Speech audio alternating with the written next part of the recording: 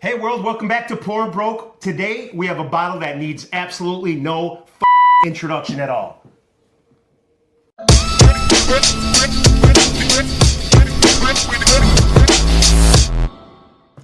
And I guess this episode we can even fucking say we're poor. And this poor is and rich. Yeah, we're rich and poor because this motherfucker. Yeah. Hey everybody, welcome back to Poor Broke. I'm your host Brad. I'm here with Anthony Ramos, man. Anthony Ramos, man. Do we have a treat for you today? And I tell you what, we'll get into the story as to how we got here, but right now we have a bottle, like I said, needs no introduction at all. Anthony, what do we have today? Man, we got the king. There's no other words that we can say right there. We got the king. The king is here, and let's see. What do we got? 16-year King of Kentucky, 133.7.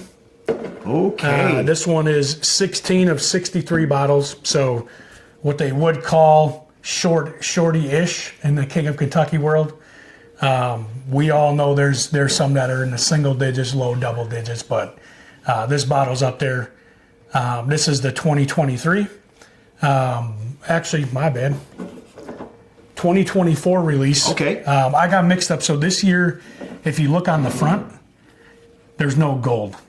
When you look at the 23, there's gold on the front and back. So that's how you can distinguish the two. Yeah, and I'm seeing the back of the bottle with the gold. You'll see what I'm talking about when we pull out some of the other ones. Absolutely. But this is Warehouse G.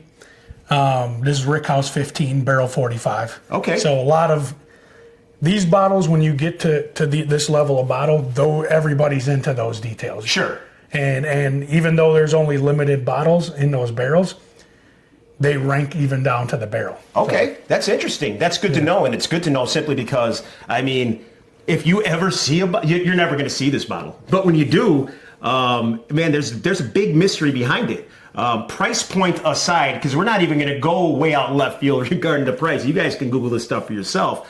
But, man, there's not a whole lot out there about this bottle. Doing some digging, I found out, about in 2018, it was revived. Yep. The distillate, it's out of just right outside of Brown-Forman, right outside of Louisville. And I don't know how many of these they make a year, 10,000 maybe? Yeah, well, I mean, you brought up 2018, the first year release. Like, I was just having some conversations with some other guys on King of Kentucky, and they're guessing right now that they're down to maybe 10 sealed bottles in the world. Wow. Yeah. And these guys that are in the group, I think they had about 15 of them. And they drink them. Man, so when I tell you we bring treats here at Poor and Broke, I mean, we're looking poor and rich right now, but at the same time. And again, like I alluded to before, the reason we're here, there's some technical difficulties regarding the weather. It's shitty here in Wisconsin. It's shitty in Kentucky. Anthony has a connected Kentucky that's nice enough to come on and do a deeper dive into this product itself. But unfortunately, the weather made that impossible today. So instead of opening a new bottle like we do here on Open It, man, Anthony's been nice enough to bring an already open bottle, and we're going to jump right into this shit as well. Anthony, if you do the honors, man, that'd be great. Yeah, a lot of you guys will know who that special guest is by name once you hear it. But hands down, considered the king. He's out of Kentucky. Insane collection of King of Kentucky. Ooh, and the name is just known. But man, and I was just telling you before when we were off camera, like, you don't just dive into a bottle like this. If you're just getting into bourbon, you're not going to go and find a King of Kentucky and love it. These bottles, you have to develop that palate to actually get into something like this. A lot of these are higher proof. The higher proof ones are even more expensive because of that. Okay. Just that difference in flavor. So you said this is the 23? 24. 24. Yeah. So what's the proof on this one? This is 133.7, I believe. So. All right. I mean, and we haven't had much time here. Like we're getting right into it. No, we're getting right in. Yeah. That's what we do here. Man, what a color. What a color on that. And that nose, man. Yeah. That is. It's 133.7. 133.7. Hey, start the snowmobile with this bad boy. Right. Thank you, Anthony. Appreciate this. This is a treat. Holy shit.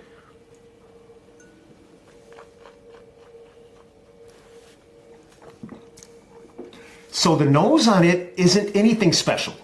It's a caramel forward, nice sweet nose. 130.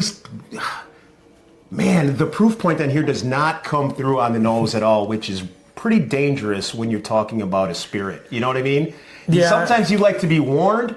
With a bottle like this, it doesn't sneak up on you. You know what the hell's in front of you if there's a King of Kentucky out there. Yeah. So this isn't sneaking up on you. What I mean by that is, man, the nose does not equate to the front palate on this at all.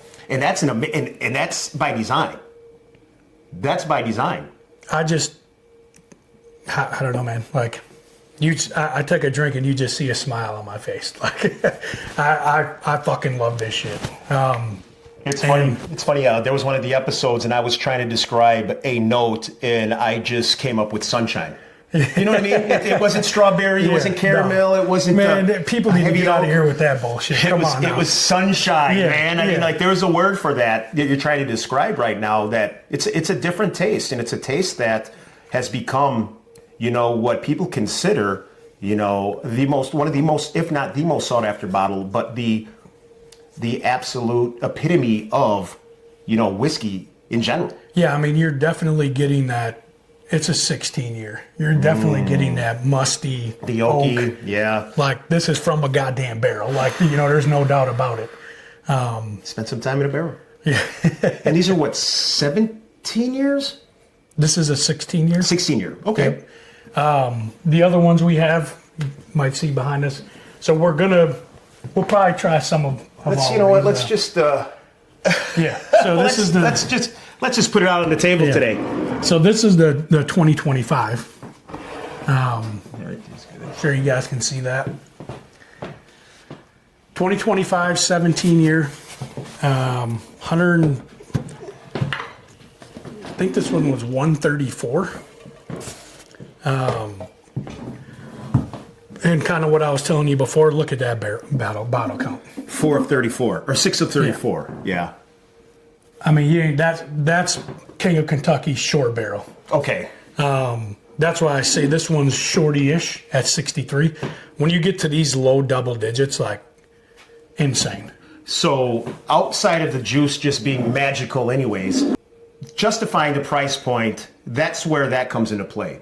Not necessarily the juice itself, because the juice is just out of this world anyways, but in combination with that, you're looking at 6 of 60 ever made kind of. Yeah. Well, and then just a rare release too, right? Like, they're only released, I think, in like 7 states, and they show up in Kentucky first, and they make it to a couple other states. This year there was actually a J barrel and a G barrel. The G barrel this in 2025 was more limited. Okay. Which is funny because if you look at the 24, it's a G barrel. Warehouse G, sorry. Huh. And now everybody wants the G in 25. Okay. In 24, everybody's looking for the J. Got it. So it's like one or the other, backwards, forwards. Yeah. Now let me ask you this though. Obviously what an impressive collection that you have here. I appreciate you sharing with the show. What was your first experience with this bottle, this brand, this journey in general? Yeah, so it was 2022. I was at a local liquor store, and they have kind of a bar in there like a lot of the stores are starting to do. Okay. And there's a bartender named Thad. Some people know Thad. Shout out to Thad. Might know where he's from. I was in there for about 2 hours, and I was trying all different stuff. I think actually that day I tried a Pappy 23 for like the first time.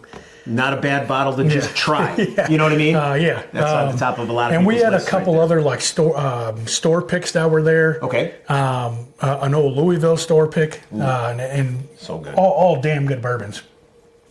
And Thad's like, "Hey, have you ever had King of Kentucky?" And I'm like, "No." I was like, "I heard about it, but I've obviously never even seen a bottle. Never had the opportunity to try one." Sure. Most people don't. I was there sipping on some pours, which we all know ain't cheap.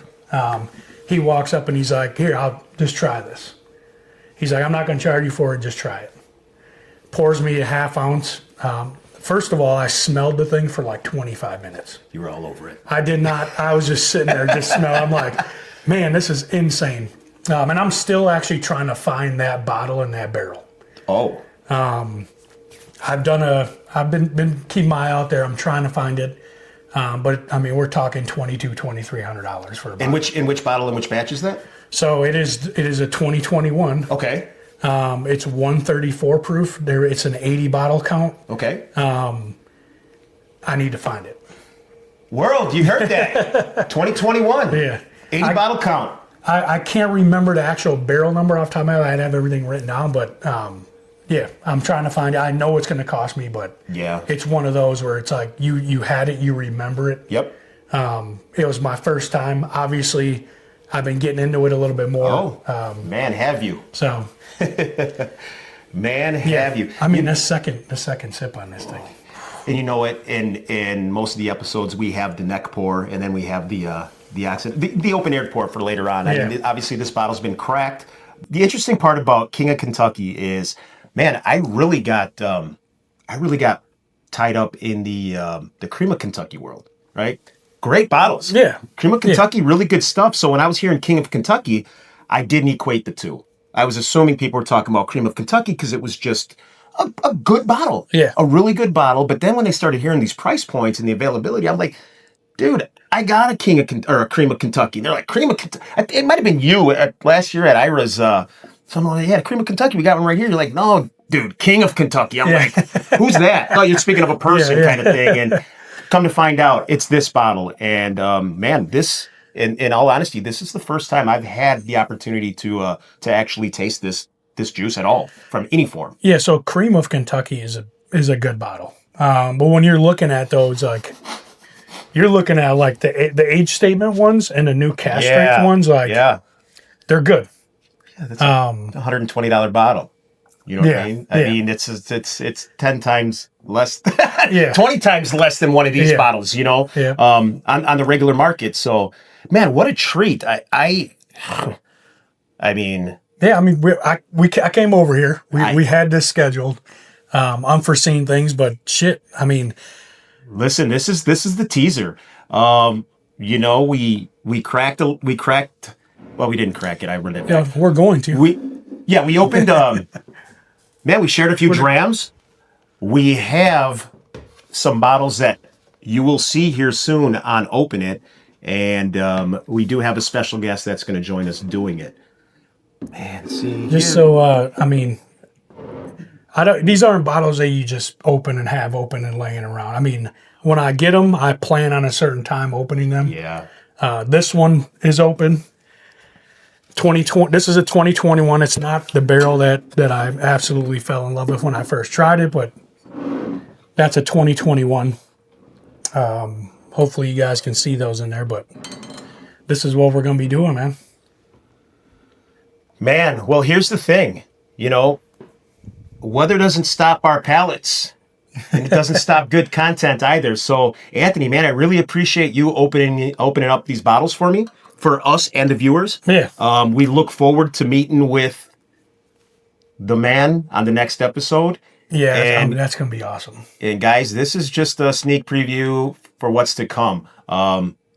Drop in the comments if you've had experience with any of these bottles. What's your favorite one? Where do you find them? And what do you think is a what would you pay for these bottles? You know what? That's always a fun discussion because everybody has a limit to certain things. Yeah. Some people have tried them. They'll hunt them regardless of the price. And Anthony's actually fortunate enough to be involved in a community that actually does these things. So we're really looking forward to an insight from an insider that can provide us, you know, the journey, the story, and everything about being a King of Kentucky connoisseur. Man, what a treat. Anthony, thanks, man. I appreciate it. And guys, stay tuned. Like I said, drop your comments below. Let us know what you think. Make sure you hit the subscribe button. Tune back in because trust me, we are just getting started with these Kings of Kentuckys. Peace.